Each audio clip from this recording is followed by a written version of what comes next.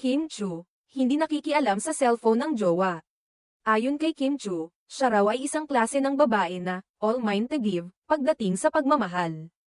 Ibig sabihin, hindi siya naglalagay ng limitasyon sa pagpapakita ng kanyang pagmamahal. Hindi siya yung tipo ng tao na nag-iwas o nagtatabi ng nararamdaman para sa sarili.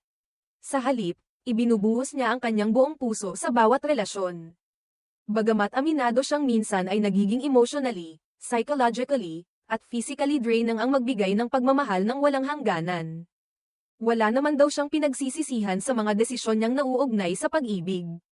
Para sa kanya, ang mahalaga ay masabi niyang nabuhay at nagmahal siya ng buo at tapat. Paliwanag pa ni Kim. Sa kabila ng mga pagsubok at hirap na dulot ng pag-ibig, marami rin siyang natutunan mula rito. Ang mga karanasang ito daw ay nagsilbing leksyon para maturuan siyang maging mas mature sa buhay. At sa mga susunod na pagkakataon, mas handa at mas matalino na siya sa pagharap sa mga relasyon. Ayon pa kay Kim, isang bagay na hindi niya ginagawa ay ang makialam sa cellphone ng kanyang partner. Hindi raw niya ito nakagawian, kahit noong una niyang naging boyfriend na marami ring nahuhulog na babae.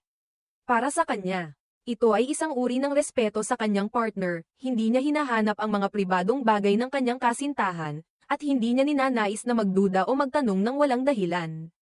Gayunpaman, hindi naman daw siya apektado kung ang kanyang partner ay magtanong o mag-ukit ng oras para tingnan ang kanyang cellphone, dahil ang respeto ay nasa tamang pag-uusap at pag-unawa sa isa't isa.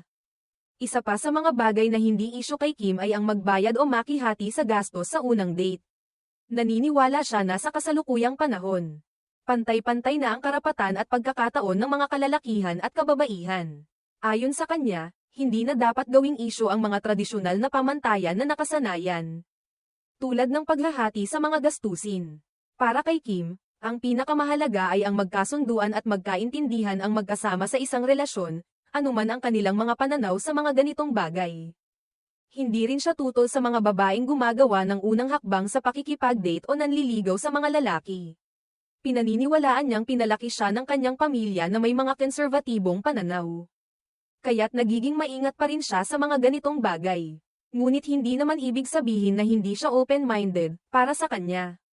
Mahalaga pa rin ang mga halaga at respeto na ipinapakita sa isang relasyon, at hindi niya ikinokontra ang mga pagbabago sa mga makabago at modernong pananaw ng lipunan. Sa kabilang banda, may mga bagay na may mga hangganan para kay Kim. Isang malaking deal breaker para sa kanya ang maging sinungaling ang kanyang partner. Kung magtataksil o magloloko siya, ito ang magiging hudyat ng pagtatapos ng relasyon nila. Ayon pa sa kanya, hindi niya kayang magpatawad kapag ito ay nangyari.